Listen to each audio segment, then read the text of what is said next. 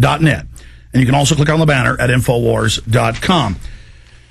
Another one of the sponsors that makes this show possible is Pepperspray.com. Incredible deals. And they've also got stun guns and tasers, animal repellents, home safety, personal alarms on the web since 1994. We live in an unpredictable world, and everybody knows it's all about preparedness. Remember, an ounce of prevention is worth a pound of cure. That's why I want you to visit our new sponsor, Pepperspray.com, to check out their wide variety of personal security products they have available on their website. Since 94, Pepperspray.com has made your personal safety their number one priority. So give them a call at 1-800-908-9988. Again, that number is 800-908-9988, or visit them at pepperspray.com and give yourself some peace of mind. And this is great in big gun control areas or areas where it's hard to carry a firearm to protect yourself, or you're sending a daughter to college, or your wife or yourself. You know, my wife has a big thing of pepper spray. She's got a taser. Come in the house, we got firearms. The point is, it's just a fabulous sponsor, incredible deals, pepperspray.com. Okay, Webster Tarpley, for the 23 minutes we have left, I'm going to attempt to just sit back here and let you roll. But we were getting into the fact of arresting these people. That's the right thing to do. They're clearly criminals. They've broken all these laws. Let's go through some of that. This is the way, because they've got the political system under their control. We've got to move on them for their criminal activities. We've got to move with Ron Paul for the audit of the private Federal Reserve. We've got to point out that in congressional testimony, time and time again, the Federal Reserve and others say, we won't tell you where the money went. This is outrageous stuff, going past the level of lunacy. This is political, Excalibur we have to crush these people. They've committed crimes publicly. They're running wild. It's either them or us. Webster Tarpley. Well, you've got the precedent of the Peckera hearings back in the 1930s, where they essentially put Charles Mitchell of Citibank on the hot seat, and he had to tell how he had rigged the stock market and stolen people's money during the crash of 1929 and following. You've also had the interesting precedent set more recently by Governor Eliot Spitzer when he was the Attorney General there in the state of New York. Even Cuomo now going into AIG. And I think there's a lot of investigation that has to be done there. Right? There's this proverb that you can't tell who's swimming naked until the tide goes out. And the tide, of course, is the crash, and as the economy crashes down, you're going to find a lot of people who were thought to be masters of human destiny, financial geniuses, and whiz kids turn out to be embezzlers, derivatives, merchants, and so forth. But I think at the highest level, it's audit the Federal Reserve. They have never been audited. That will lead us back to Paul Adolph Volcker, who is now sitting in the Obama White House. He's, I think, one of the most influential and powerful people there. You've got Greenspan, who has now confessed that his entire economic line was completely wrong, that he didn't understand economics and screwed it up terribly. And then you've got Bernanke, Helicopter Ben. Now, that gets us into the current time. Under Bush, we had Hank Paulson, Hanky Panky Paulson, from Goldman Sachs. And he is the one who decreed this $700 billion original bailout, the so-called TARP.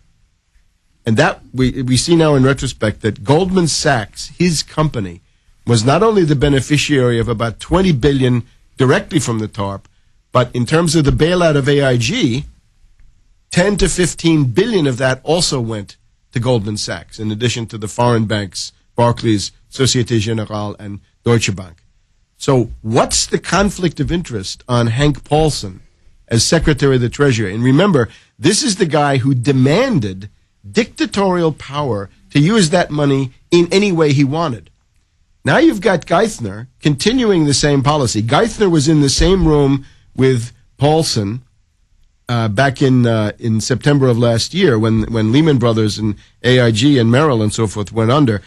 Now you've got Geithner who says he wants to be able to seize any company he wants for any reason he wants. Now, what's their policy? I would say the designated winners in this corporate state that we have now are Goldman Sachs and J.P. Morgan Chase. Those are the fortress of the derivatives financiers. Other institutions, Bank of America, Citibank, are being protected, but they're going to be, I think, likely to go down first. Geithner is obviously feeding viable companies. His idea is to feed viable companies into these bankrupt banks. Take the question of Washington Mutual. Now, this was a viable savings bank, the largest in the country, with a very large deposit base. And last September, under Paulson, this was seized. It was seized actually by Sheila Bair, another very important person, B-A-I-R. She's the head of the Federal Deposit Insurance Corporation. She was kept over from the Bush era into the Obama era.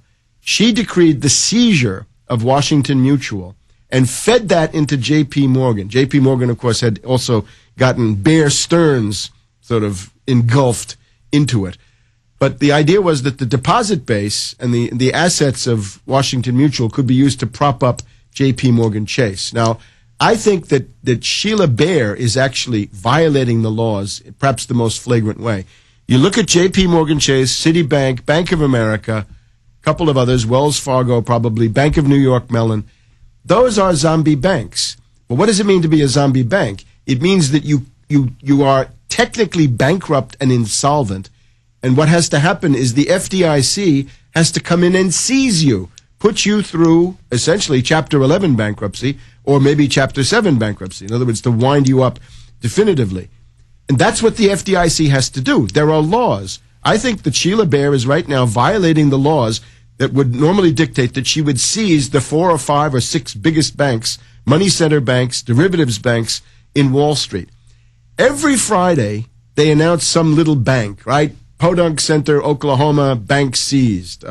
Florida, bank seized. Oregon, bank seized. North Dakota. But these are very small community banks. Why are we not applying the same laws to the huge zombie banks, especially Wall Street, and seize them? I think that's another area that has to be investigated. But you've got a mass of conflict of interest and corruption and indeed criminal incompetence. So I think there's a lot to be done in that area. Okay, I want to go back, because you got cut off by the break when you were really getting into the political solution, and justice be done, may the heavens fall. The way to stop them the quickest is to discredit them, because they're all a bunch of Madoffs or worse, as you said, running scams. And you have Geithner literally feeding more than $12 billion of the money directly in to Goldman Sachs, and then that's not discussed how that's then served out as bonuses. And so right there, that is serious criminal activity, but because they control the federal regulators, they're put up there on a pedestal as our saviors, when meanwhile it was Summers and Rubin and others who are openly running the White House right now with Geithner as their minion, former New York Fed head, telling us how they're going to set up a world government to save us. So I want to specifically get into that. Go ahead. Well, if you look at the Federal Reserve, right, they put out about $10 trillion of credit for these derivatives banks. I think you can understand this best if you compare it to what they should be doing. What you should be doing is to say these bloated, cancerous, speculative paper values are hopeless. We're in a worldwide derivatives panic. We're walking around in the negative curvature on the inside of a collapsing bubble. And common sense won't work under these circumstances. You know, normally a triangle adds up to 180 degrees if you measure the angles. But when you're on the inside of negative curvature, the triangle is not 180 degrees. It's going to be less. So common sense won't help. Therefore, we have got to do something out of the ordinary. So what you've got to do is figure all of those paper values are gone. Forget them. There's nothing you can do about it. There's nothing you can do about stock prices, housing prices, above all, derivatives prices. They're coming down.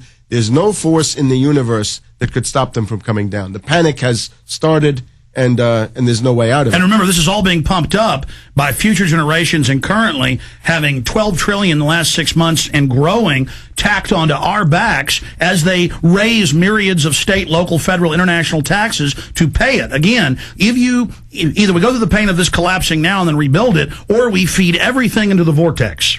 Yeah, in other words, there's no way to keep those prices up. In other words, there's nothing you can do about housing prices. Forget about housing prices. 401k is gone unless you can somehow get it out. They stole it. IRA is gone. What you have to think about is, do we have enough houses to put roofs over the heads of people? In other words, how many homeless do you have? That's your question, not what housing is worth. Yeah, take California. You've got hundreds of thousands and now coming up to 1 million empty houses almost. And they're saying, these middle-class people, you can't live in a tent while you raise money to go get an apartment. That's what they're doing. We're going to stick you in a sports stadium. We're going to stick you in a fairgrounds with barbed wire and police, with the crackheads, with the mentally ill, with the drug addicts. And then we're going to have taxpayers pay to police that instead of working out some deal with these empty houses to get them into it. I don't want to hear it's socialism, folks. No, instead, it's all just being given to the banks. Yeah. A rational policy would be to say derivatives are worthless.